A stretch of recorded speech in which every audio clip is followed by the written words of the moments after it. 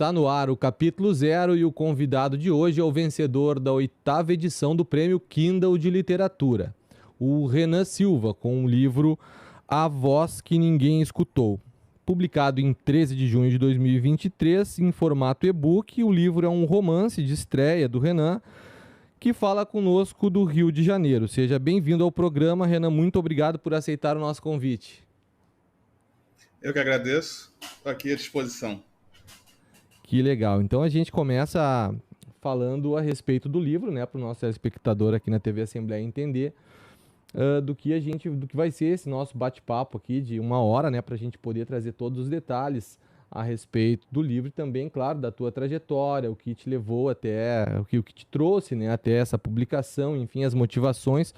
Mas para começar, a gente fala da Voz que Ninguém Escutou, uma obra que, pelo que eu pude pesquisar, traz uma série de tópicos bastante interessantes, né, com alguns temas que abordam desde a construção de Brasília, a chegada da TV ao Brasil, a ditadura militar e também a saúde mental. Tu conseguiste juntar aí uma série de assuntos, todos eles muito pertinentes e atuais, até porque é uma obra que fala, que vê do passado, mas retratando os dias atuais. É isso, Renan? É isso. Eu, enquanto um historiador profissional, né, fui formado nessa ciência, né, tento aplicar isso na literatura, né, de pensar o passado não como uma coisa já superada, né, um passado que ainda influencia, que ainda está presente no nosso tecido social.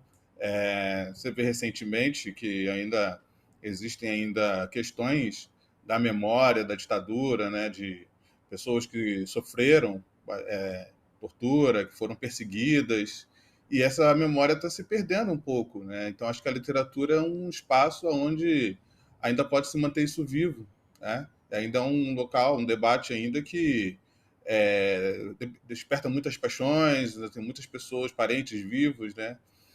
Pessoas ainda vivas, e isso impacta ainda a sociedade, né? De pensar na memória, não só na época da ditadura, mas também sobre a escravidão também. Então é um livro que traz essa temática do passado, mas trazendo a atualidade, que o livro foi publicado em 2023, né?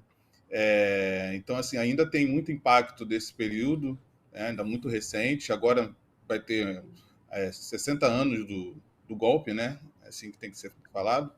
E acho super pertinente um livro ser publicado, ganhar um prêmio nesse momento tão importante, assim, né? Para a gente pensar e refletir sobre esse período histórico, principalmente da ditadura, mas o livro não se resume a isso, né? O livro se resume a um período um pouco maior do que isso.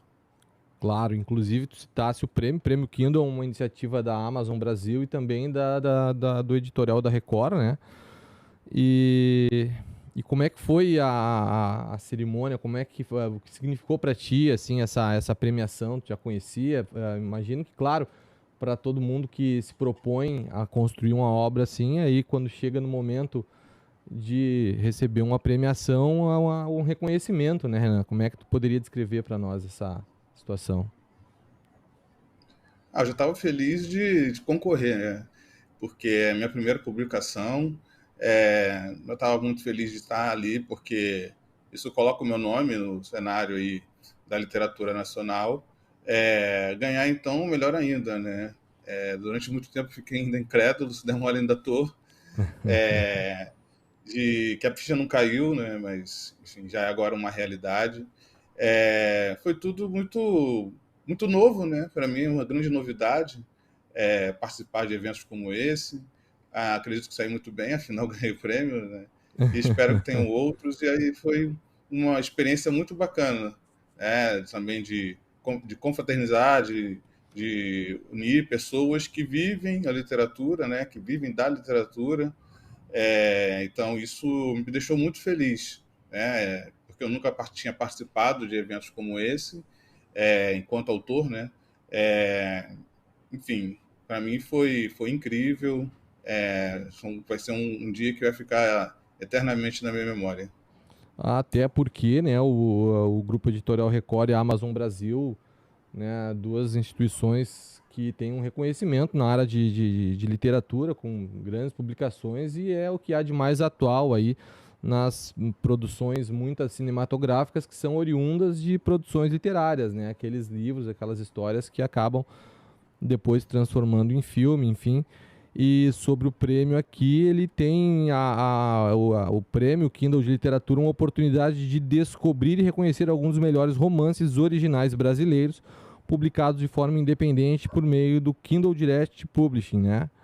Então, realmente tem uma relevância aqui pelo modo como é descrito o prêmio, promovido pela Amazon, em parceria com o Grupo Editorial Record, como a gente já disse, e traz aí essas experiências literárias, né? E premia, então, o teu romance nessa 8ª edição. O que te levou, o que te trouxe ao...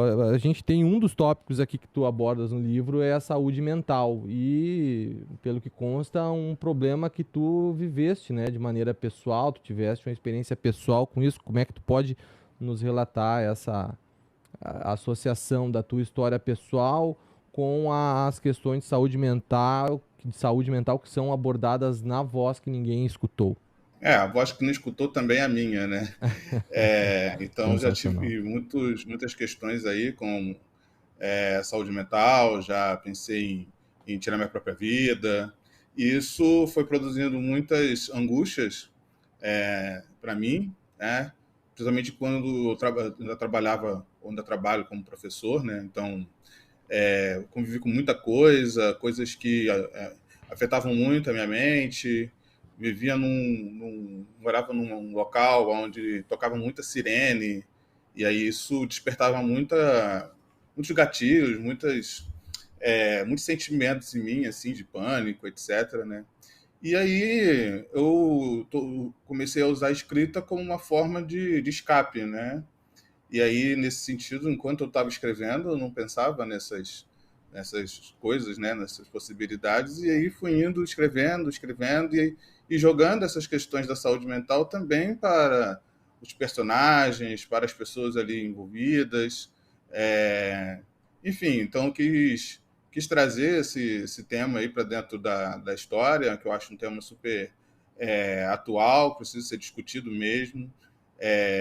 Enfim, essa foi o início, né, de uma angústia, né, não só pessoal, mas também uma angústia a nível social sobre esse período da pós-ditadura, que ficou um período aí, um passado que não foi passado a limpo, né? Muitas pessoas ainda estão impunes, não foram responsabilizadas por seus atos do passado, e isso deixa muitos traumas também para as pessoas, no caso da personagem, da protagonista, né?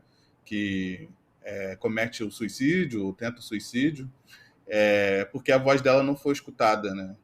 Então, esse é o ponto de partida, né, para poder elaborar essa história, seja no meu caso, seja no caso da personagem, e a nível de sociedade também. Sim, claro, até porque tanto no teu caso como no caso da personagem a gente pode ampliar isso para a sociedade. Poucas coisas são mais angustiantes do que alguém sentir que a sua voz não é escutada, né, Renan? Eu acho que esse realmente é um dos maiores dilemas pessoais que pode ser vivenciado por uma pessoa, né? Numa sociedade, enfim, onde a comunicação praticamente é a força motriz, ou uma das grandes forças motrizes da nossa sociedade hoje, e alguém se sentir, o sentimento de impotência é muito grande, na medida em que, então eu acho que quando tu traz este quesito no título, né, uma voz não escutada, sem dúvida nenhuma, deve ser um dos grandes dilemas, né? Não sei se existe outro assim, nessa proporção que possa causar uma angústia tão grande para alguém, né? Sim, eu fico pensando também quantas vozes por aí que não são escutadas. Quantas vozes de Inês, de Maria, de Inácio, quantas dessas pessoas, quantos Renãs estão por aí também, que as vozes não são escutadas. É, Isso é uma coisa que angustia muito, né? Me preocupa muito. E isso me fez colocar isso em letras, né? No caso da personagem Inês, ela também usa do recurso da escrita, né, para trazer os seus sentimentos ali. Na segunda parte tem uma reprodução de diário, né? E aí, por exemplo, a nível epistolar também, né, usar vários recursos, vários modos de fazer literatura, né, em primeira pessoa, terceira, epistolar. Então, eu também tento sempre dar uma inovada, né, misturar formas de narrar, pluralizar mesmo, né, o fazer literário. E a voz é isso, né? A voz não é só a voz fisiológica, né? A voz, né, do nosso corda vocal, mas a voz enquanto uma metáfora, né? Do grito, né? Que as pessoas querem, né? Querem desabafar, querem ser ouvidas. E existe a possibilidade disso acontecer, né? Espaço terapêutico ou outros espaços também que dão um conforto social, espaços de lazer, práticas esportivas. Isso tudo é pensar na saúde mental também, né? O ditado do latim, né? O corpo são, mente sã. Né? Então, isso tem que ser visto como um direito das pessoas, né? Então, isso deveria ser também políticas públicas, pensando no bem-estar mental das pessoas. Isso impacta muita coisa, porque pessoas que têm deterioração mental por aí, né, acabam sendo afastadas do trabalho, isso pode impactar até na previdência, né? Então, isso é uma preocupação que tem que ser muito ampla da sociedade. E eu vejo que isso não é ainda discutido profundamente, né? Apesar disso acontecer com muita frequência, pessoas afastadas dos seus respectivos postos de trabalho, e pessoas que cometem suicídio. O Brasil tem um índice de suicídio muito grande, né? Existem mais pessoas mortas por suicídio do que em guerras, né? E olha que não faltam guerras por aí, né? Então isso é muito preocupante. Exatamente, não, inclusive um outro dia conversando com um especialista, né, e ele trazia números alarmantes com relação ao suicídio no Brasil e dados que apontam, inclusive, que a faixa etária onde as pessoas acabam sendo mais afetadas ou primeiramente afetadas, naturalmente é ainda na infância e adolescência, né? Então é realmente uma situação extremamente delicada, preocupante e muito ampla. Agora, muito amplo também é o conceito de a voz que não é escutada. Quando tu te referes à voz, tu diz que não é somente a voz fisiológica, mas uma voz do ponto de vista metafórico. É claro que é uma metáfora e uma metáfora com uma amplitude de sentido muito grande, né? Ah, há várias maneiras de alguém ser ouvido e buscar, né, com que a sua fala, com que a sua expressão, com que a sua voz, enfim, ela consiga alcançar o mais longe possível e que possa de alguma maneira também impactar, né? Porque esse é o alcance, como tu fizeste, por exemplo, conseguindo com que a tua voz, né, a voz do Renan Silva seja escutada através dessa tua primeira obra, desse primeiro romance, e já com o reconhecimento do Prêmio Kindle na 8ª edição, e a partir da publicação e dos livros passando pelas pessoas, então tu vais conseguir impactar e levar adiante a tua mensagem, né, Renan? Isso é uma das coisas, assim, um poder praticamente único, né, do livro, não só o livro, outras formas de comunicação, mas o livro de uma maneira muito peculiar, ele tem esse poder de levar uma mensagem de uma maneira muito profunda, né, porque às vezes num veículo de comunicação, ou enfim, uma série de outras formas que possibilitam com que as pessoas levem a sua voz e a sua mensagem adiante. Às vezes essas coisas, elas por falta de tempo, pelo imediatismo dos dias atuais, essa mensagem é passada de uma maneira muito superficial. E com o livro é diferente. Com o livro tu consegue fazer a tua mensagem chegar num público segmentado, no teu público-alvo, de uma maneira profunda, né? Que tu consegue passar a tua mensagem de uma maneira completa, né? Então isso eu acho que é uma coisa do livro que, para ti como escritor, eu imagino que seja muito gratificante, né? Certamente, certamente. Enquanto as pessoas vão lendo, né, passando tempo e tal, e pensando nessas coisas profundas aí da nossa sociedade, também elas também estão ali alimentando a sua saúde, né, o seu bem-estar, né, talvez também não cometendo pensando em suicídio, afinal está ali lendo, né? Está passando tempo.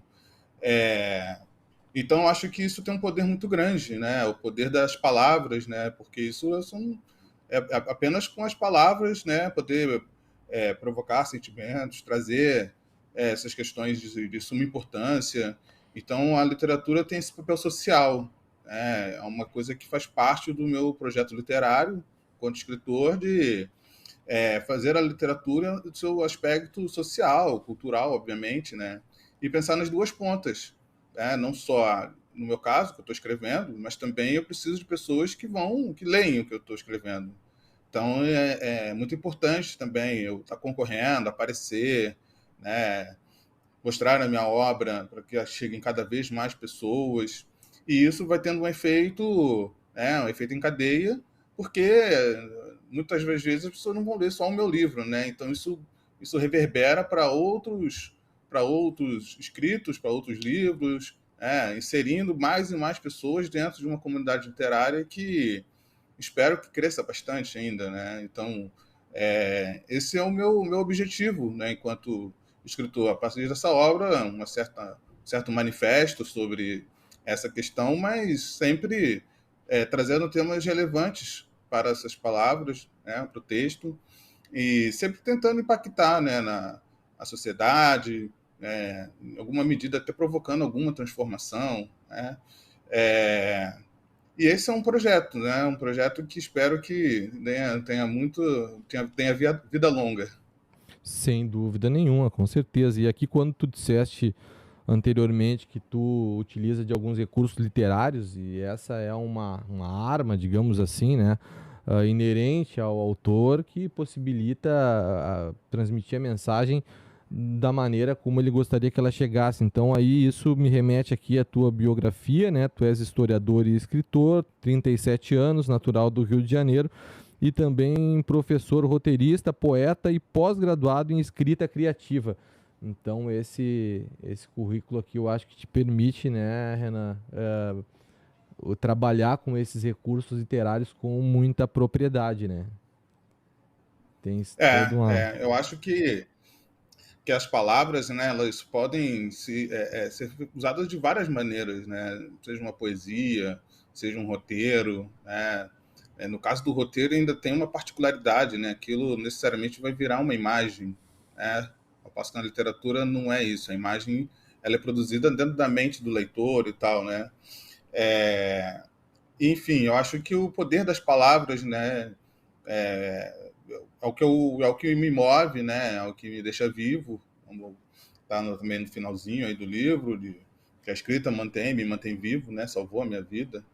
E aí, então, com as palavras, poder fazer todo tipo de recurso, né, promover algumas, por exemplo, neologismos, né, isso está dentro do esperado, que é possível dentro da literatura. Enfim, uma série de possibilidades, né?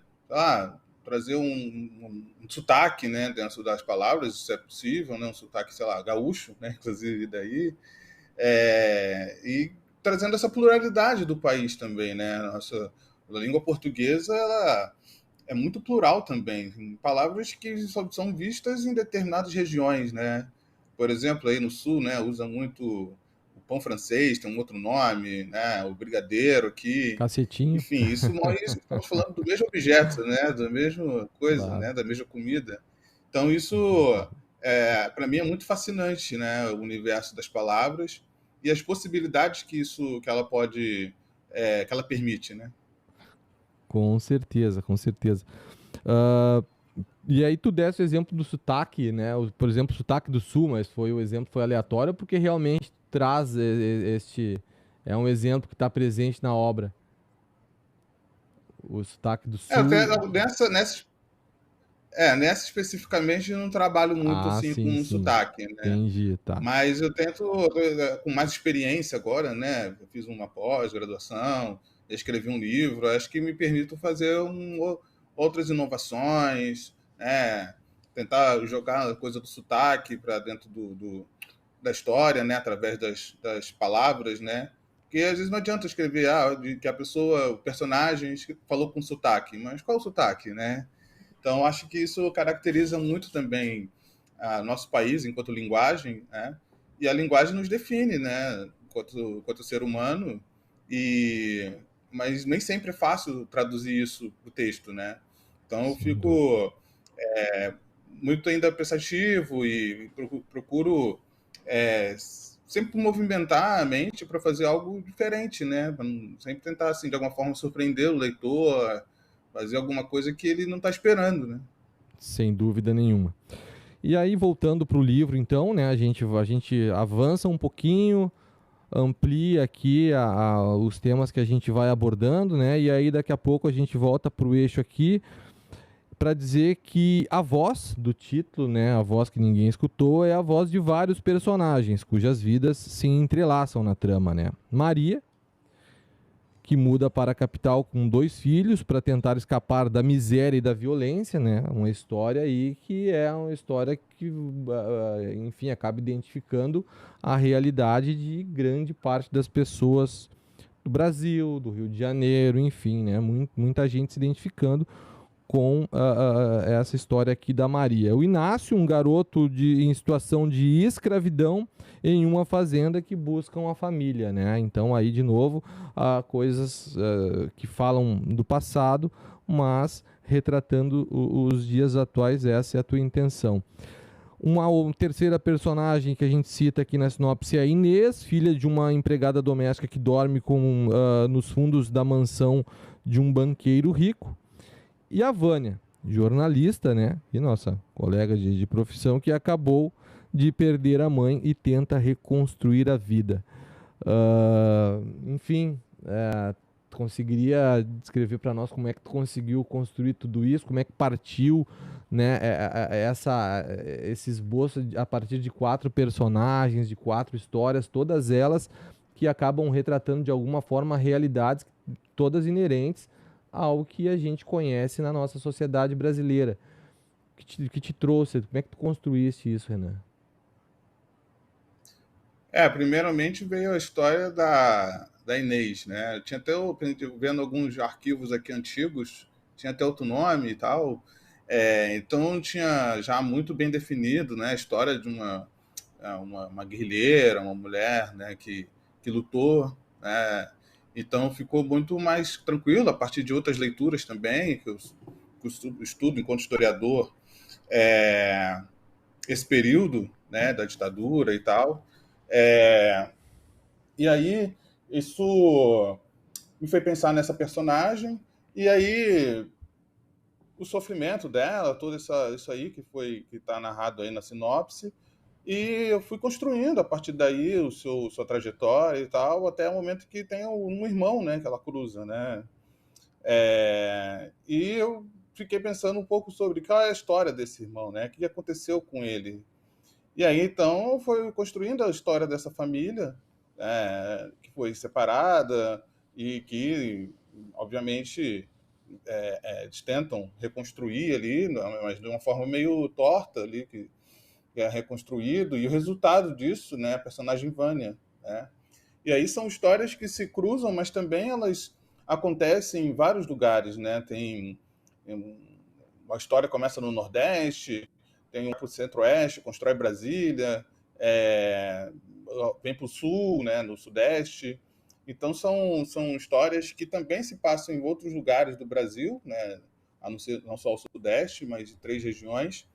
E isso traz um aspecto assim de todo assim, né? Tentando trazer o período histórico narrado e suas transformações, né? A partir da vida desses 3 personagens, né? Enfim, e trazendo também um elemento eu ali, né? Da minha história e tal, das minhas questões, jogando para dentro dos personagens, que todos passam também por uma voz que ninguém escuta, né? Então é por isso que a sinopse traz sobre isso, né? No caso da Inês, né, o fato de ela sair do Nordeste e virar uma professora universitária, né, a Vânia, que é filha dessa personagem, que já tem uma posição social um pouco diferente, e a matriarca, né, Maria, empregada doméstica, né? Então, assim, é uma história que conta também sobre a ascensão social de uma família, né? De uma família que saiu do Nordeste e que no início, né, ou durante a trajetória, tem uma ascensão social, apesar de todos os traumas e todas as fatalidades que acontecem ao longo da narrativa, mas ao final isso é a materialidade, né? Uma ascensão social que acontece ali. Do ponto de vista de interesse, é uma delícia ouvir esses relatos assim da história, porque ela realmente instiga demais. Renan, antes da gente sair para o intervalo, tu tens a imagem do livro aí para a gente poder mostrar aqui a capa do livro tá aí. A voz, isso, levando assim, aí bacana. E a voz que ninguém escutou, muito legal a capa, com alguns elementos, todos eles, né, com recursos de ambiguidade que permitem ali uma série de interpretações e despertando o interesse então do leitor. Tá aí, grande bate-papo por enquanto aqui, excelente. Renan Silva, autor do romance A Voz que Ninguém Escutou, ele que com essa obra foi o ganhador da 8ª edição do Prêmio Kindle, e a gente vai continuar conversando com o Renan e trazendo mais detalhes depois do intervalo. Capítulo 0 volta em seguidinha.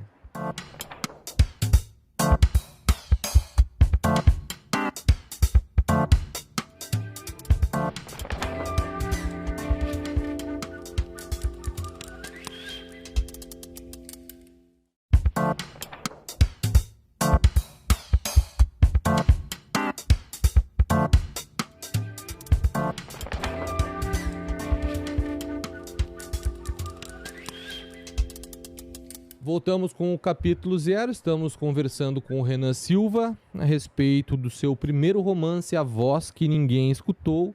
O Renan foi o ganhador da 8ª edição do Prêmio Kindle de Literatura, uma iniciativa do Editorial Record e da Amazon Brasil. O Renan nos falava aqui na ida para o intervalo a respeito de alguns elementos da sinopse do livro, que eu acho que inclusive a gente pode até explorar um pouco mais, né? Como, enfim, o enredo dos 4 personagens ali. E inclusive, deixa eu recapitular aqui, um deles que fala de um jovem, né, que vivia numa fazenda, que é o Inácio, um garoto em situação de escravidão em uma fazenda que busca uma família. Tu acabaste descrevendo, Renan, um pouco de como tu construíste os outros 3 personagens aqui, e o Inácio ele acaba sendo o resultado aí de uma relação de outros personagens, mas enfim, um garoto em situação de escravidão em uma fazenda que busca uma família, uma história que foge um pouquinho do contexto de urbanização, mas que não deixa de retratar também, né, um recorte da realidade que infelizmente a gente ainda vive, né, em alguns locais do Brasil, em alguns pontos, enfim. Então, esse aspecto, como é que tu conseguisse inserir esse detalhe do roteiro, essa história do Inácio dentro do contexto do livro? Essa história ela começa 57 anos depois do fim oficial assim da escravidão, né? Então, aí como é uma herança ainda que ainda permanece na nossa sociedade, né? Vez ou outra aparece ainda casos de trabalho análogo ao escravo, né? De pessoas que são resgatadas, pessoas que vivem anos, praticamente a vida inteira, assim, né? Então isso é uma chaga, uma realidade ainda que é muito presente. Então acho que isso é importante ser colocado nas histórias. Isso acaba gerando até um outro debate ali, né? Uma outra situação das pessoas desaparecidas. Isso é um drama também ainda, né? Muita gente tem os dois lados, né? Quem desaparece e sabe sei lá para onde foi, alguém que está procurando, isso também afeta a saúde mental, obviamente, das duas pessoas, né? Quem apareceu e quem está sendo procurado, e quem está procurando. Então, isso eu tento trazer isso também para dentro da história, essa temática social, porque isso, como eu falei, é o meu projeto, né? De trazer temáticas sociais relevantes, levantar assuntos que possam impulsionar ainda mais, né? Esse e fazer com que a sociedade de alguma forma se movimente, né? E preste atenção para aquele assunto, né? E ainda sobre outras temáticas que tu abordas dentro, né, da Voz que Ninguém Escutou, tu falaste inicialmente da questão dos tempos da ditadura militar, enfim, considerando que é algo que ainda precisa ser falado, mas tem outros tópicos aqui que a gente consegue também vislumbrar aqui, como por exemplo a construção de Brasília. O que tu pode dizer para nós, como é que entra a construção de Brasília dentro dessa história? A Constituição de Brasília é o ápice, né, da modernização, né? Se pensar em algo sobre modernização do Brasil, a própria Brasília, né, enquanto cidade, né, é um elemento que demonstra esse afã da modernização brasileira, né? Basicamente é esse o período histórico que está sendo narrado, né, de 1945 até 2010 aproximadamente. Então, é um período que é conhecido aí pela sociologia, pela historiografia, como uma modernização. É, a população urbana ultrapassou a população rural, né, nessa segunda metade do século XX, e isso com certeza teve impactos, transformações aí a nível social, fluxos de pessoas, né? E hoje, o último censo mostrou Brasília como a terceira cidade mais populosa do Brasil, ultrapassando cidades muito mais antigas, né? Como Porto Alegre, Salvador, Belo Horizonte, né? Então, assim, essa cidade ela teve essa capacidade, né, de levar o país para o centro-oeste, né? Mas com esse discurso da modernização. Mas o que a história do Inácio, o período dele na Constituição de Brasília mostra, é que esse discurso da modernização era só discurso mesmo, né? Na prática, continuou com as mesmas opressões, as mesmas divisões de classe, né? Ele, enquanto ali um candango, né? Um trabalhador da construção, né? Vivenciando ainda mais as, as dificuldades da classe trabalhadora no Brasil. Então ele saiu de escravizado, mas virou um candango, né? Um trabalhador também explorado, né? Então, para esse personagem, sempre tentando, né, buscando algo melhor, mas talvez não seja tão melhor assim, né? Então, assim, é sempre aquela pessoa que tá fazendo de tudo na vida, né? Como muitas pessoas, muitos brasileiros e brasileiras que faz o que aparece, porque vivem ali de bico, vivem sempre ali no fio da navalha, não tem um emprego, né? Tem trabalhos temporários. Então, de alguma forma, esse período aí da Constituição de Brasília mostra essa precariedade ainda, apesar do discurso das autoridades de modernização. Isso tem um aspecto de todo um conjunto, todo um sistema ali, né, de discurso, de mídia, né? E aí depois, com a ditadura, então, isso toma uma proporção muito maior, né? Porque é a modernização, mas dentro de um período autoritário, né? Um certo conservadorismo também. Então, e hoje a gente vê Brasília fica ainda muito distante das pessoas, da população comum, a gente só fica vendo pela TV, acho que é o lugar só do, da política, né? Do poder, mas existem pessoas ali, né? Tem uma história ali, né? E qual é a história daquela construção, né? Das pessoas que fizeram aquilo acontecer, né? Tem uma grande homenagem, né? Tem grandes memórias, né? Do Juscelino Kubitschek, né? O antigo presidente, mas e das pessoas, né? Dos Inácios, né? Que ajudaram a construir essa cidade praticamente no meio do nada, né? Na década de 50, 60, ali era um grande descampado ali, né? Tinham pessoas, mas pouquíssimas, né? Então, um desafio muito grande que foi levar a capital para o centro do Brasil e, de alguma forma, dar certo, né? Considerando as que a gente conhece do nosso país, né? Das coisas que não acontecem ou demoram muito para acontecer, né? Fazer uma cidade em 5 anos parece até coisa assim de ficção, né? Mas aconteceu.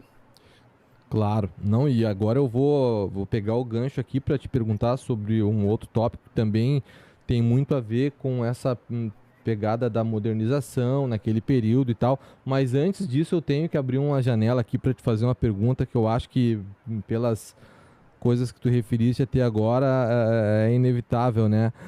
E também pela história do Inácio aqui que tu relatas, dizendo que ele é um jovem em situação de escravidão, né? E, enfim, vive essa realidade, mas vive em uma fazenda, nessa situação de escravidão, em busca de uma família, né? Então, presume-se que tu consideras aqui, no contexto do Inácio, do personagem Inácio, que a família representaria aqui a solução para muitos problemas de vida do Inácio. Aí eu te pergunto se é isso mesmo e aproveito para te perguntar qual é o teu conceito, Renan, de família, né? O que que tu pensa sobre isso, a tua relação. Aí tu traz um pouco também do teu contexto pessoal aí para a gente poder ir dialogando aqui. A busca da família dele seria melhorar a sua saúde, né? A saúde mental, o abandono dele, né? O fato de ele ter se sentido abandonado, né?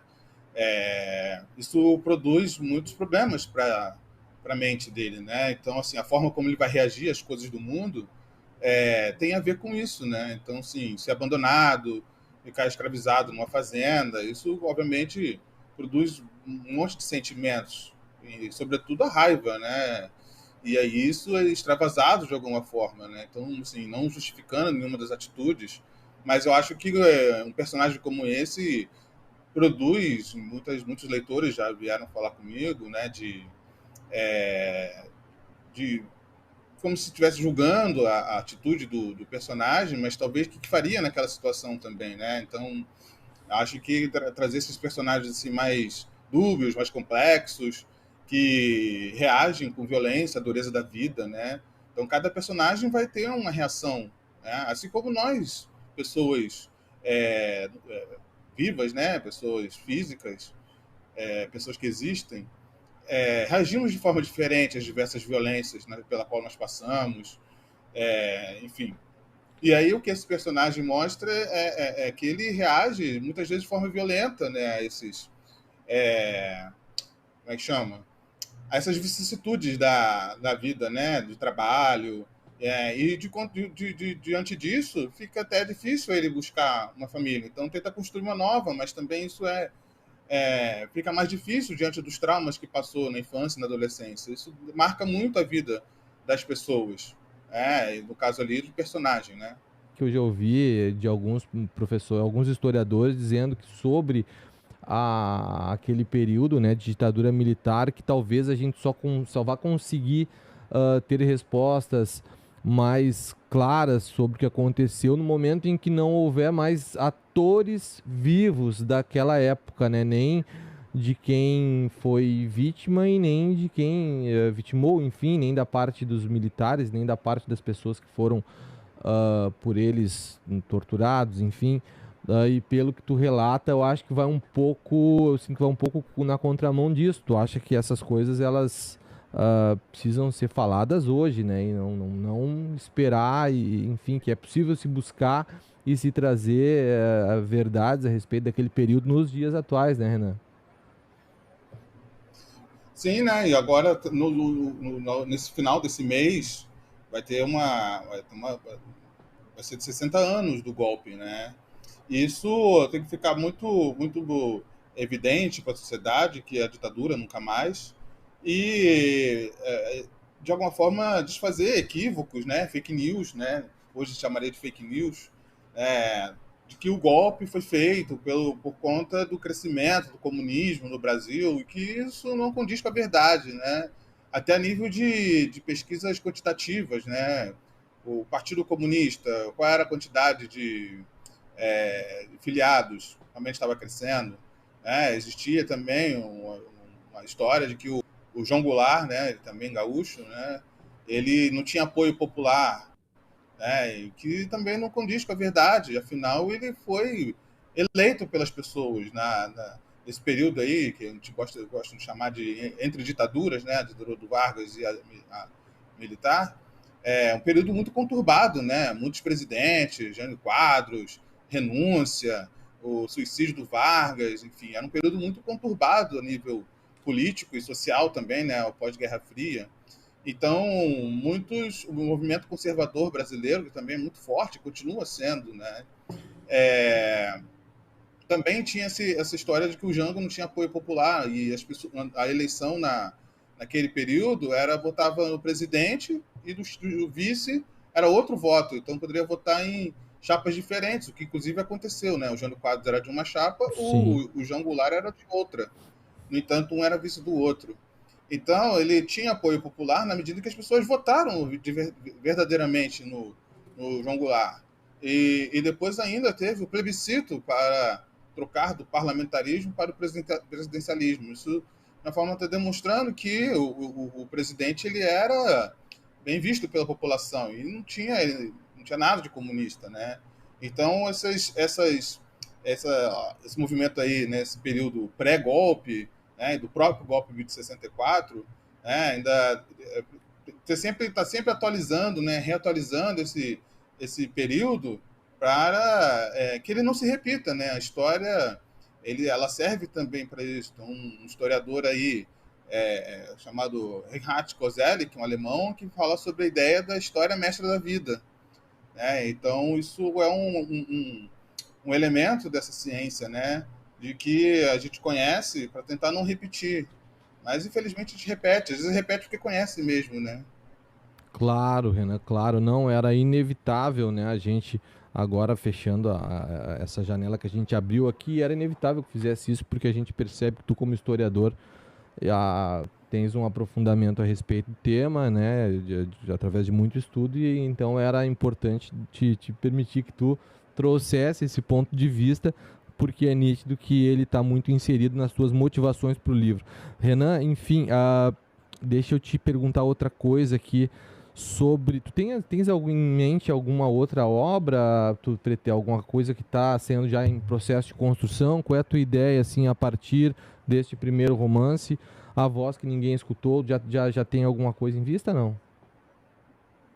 Ah, É pra- importante estar sempre produzindo, né? Sempre com a mente Uhum. ali, trabalhando, para seja poesia, conto, roteiro, estou sempre buscando alguma coisa para fazer, né? Para não deixar a mente vazia, né? Como aquelas vozes falavam, né? Mente vazia, oficina do diabo, né? E Claro. aí, então eu sempre estou produzindo, né? Revisando coisas, né? E agora eu tenho pensado muito a produzir coisas que têm a ver com a temática racial. Eu acho que precisamos produzir literatura antirracista. Estamos numa época em que se fomenta isso a nível de empresas, de políticas públicas, e por que não a literatura, né? Isso já está acontecendo, né? Inclusive o menino aí, o autor gaúcho, o Jefferson Tenório, está nessa toada também. A literatura negra chegando até em escolas de samba, né? O Efeito de Cor. Então, tenho me aprofundado muito nessa questão aí racial e pretendo escrever bastante ainda sobre esse assunto, entrando nessa aí também, né, dando o meu dedo de prosa aí da temática racial, sempre buscando dentro do meu projeto literário, né, de pensar a literatura no seu aspecto social, popularizar, né, a literatura, democratizar a literatura, porque a literatura é para todos, né? Então acho importante que seja através de um e-book, né, que pode ser lido até por um simples celular, não precisa ter o Kindle, né? Um tablet, até por um computador. Então isso ajuda muito a democratizar a literatura. Claro. Vai ter ainda um audiolivro, então isso pode pessoas com deficiência. No caso do Kindle, né,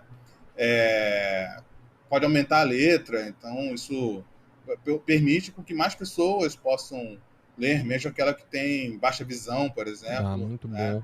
Então, vem coisa aí, sim, vem sempre alguma coisa, estou sempre produzindo, o negócio é nunca ficar parado. Com certeza, que legal, que legal. E essa acessibilidade através das várias possibilidades de leitura também super interessante. E sobre A Voz que Ninguém Escutou, né? Essa obra que tu estás aí em e-book. Para quem quiser acessar, como é que foi, ela foi publicada E para quem quiser acessar o livro, como é que faz? Qual é o serviço que tu dá aí para o nosso telespectador, para quem se interessar, como é que faz para conseguir? Tá disponível na Amazon, né? O 12,90 para quem já tem o Kindle Unlimited, né? Quem assina, é só colocar lá na biblioteca e fazer a leitura, né? Recomendo muito, né? Que faça a leitura. Se for permitido, eu posso ler um trecho também aqui do romance, né? Claro, por favor, fica à vontade, né? Maria viu com orgulho e tristeza a imagem da filha em um cartaz colado no muro. Não leu o que estava escrito abaixo dos rostos de Inês, Joana e de outro rapaz que não sabia quem era, mas imaginou que se tratava de pessoas procuradas. No fundo, ficou até feliz. Era um sinal de que a filha estava viva. Sua ausência era algo que a machucava profundamente. Porém, como ela própria admitiu a Inês, não podia fazer nada para evitar tudo isso. Sua filha era adulta, apesar de achar o ato dela inconsequente. Os joelhos ficavam mais doloridos de tanto que rezava diariamente diante da santa no altar para que nada de grave acontecesse com Inês. Tentava esquecer a situação com trabalho. Não tinha mais a energia de outrora, mas dava conta de tudo. Certo dia, levando café para o patrão, viu a porta de seu escritório misturada com a biblioteca entreaberta. Não tinha o costume de ouvir conversas dos patrões, mas dessa vez decidiu parar para prestar atenção depois de ouvir Dona Susana falando. Você tem que demitir a Maria. De novo essa história? Maria é uma fudida de uma retirante nordestina. Ela é inofensiva, retrucou o JJ. Do outro lado da porta, Maria sentiu sangue quente correr pelas veias. Segurou firme a bandeja e a raiva correu pelo seu corpo. Sabia quem era o patrão. Sabia quem o patrão era. Todavia, escutar aquelas palavras direto de sua boca era cruel. O problema é a Inês. Ela fica colocando caraminholas na cabeça da Joana, retrucou Susana. Você não soube criá-la corretamente. Maria aproximou-se mais da porta. A sua honra era uma coisa, a da filha era outra. Com certeza foi ela quem levou Joana para essas organizações terroristas. Já estou entrando em contato com os conhecidos para resolver essa situação, disse para tentar acalmar a fúria da esposa. Não satisfeita com a resposta, Susana disparou. Elas duas têm um caso. Maria sentiu um frio na espinha. JJ levantou-se da cadeira e se aproximou de Susana. Ela jogou verde para colher maduro e teve êxito. Isso é culpa das suas perversões, continuou. Eu sei o que acontecia aqui dentro. Por isso que ela virou lésbica e deu em cima de nossa filha. Agora, além de comunista, Joana virou sapatão. João dificilmente chamava o marido pelo primeiro nome. Faça alguma coisa. Seja o pai que você nunca foi. Aquelas palavras atingiram os brios de JJ, que reagiu dando um tapa na cara da esposa. O barulho foi tão forte que poderia ser ouvido até da casa dos fundos. Susana caiu no assoalho de madeira encerado. Nesse instante, Maria entrou no ambiente. Com licença, doutora Albuquerque, o cafezinho. Susana se levantou com a certeza de que suas palavras doeram mais no marido do que o tapa sofrido. Maria observava a patroa com frieza. Ah, sim, Maria, muito obrigado, falou JJ. A empregada aguardou o patrão dar o primeiro gole antes de sair. Quando isto foi feito, ele disse: Este café está frio, Maria. Você sabe que gosto dele na hora, e não desses requentados de garrafa térmica que vocês empregados bebem. Desculpe, doutor, farei outro para o senhor. Por favor, e que isso não se repita. Maria recolheu a prataria com rapidez. Susana aproveitou o ensejo e também se retirou. Maravilha, Renan Silva. Então, isso que a gente ouviu aí nada mais é do que a voz que ninguém escutou, né? Ou as vozes que ninguém escutou. Essa obra do Renan Silva que ganhou a 8ª edição do Prêmio Kindle, né? Uma iniciativa da Amazon e do Editorial Record. Quem quiser acessar essa obra, o primeiro romance do Renan, então, portanto, no site da Amazon, né? Só acessar lá. Para quem já é assinante, o acesso facilitado. Quem não for, vai lá no site da Amazon e compra o livro. Renan, maravilha, muito legal o bate-papo. Agradecemos muito a tua participação aqui no capítulo 0. Muito obrigado. Sucesso para ti nessa e nas próximas obras aí, nos próximos livros. Eu que agradeço, muito feliz pelo convite, esperando próximos. Muito obrigado. Valeu, obrigado. Agradecemos também a todos que acompanharam conosco mais uma edição do capítulo 0 e nós voltamos na próxima semana. Obrigado.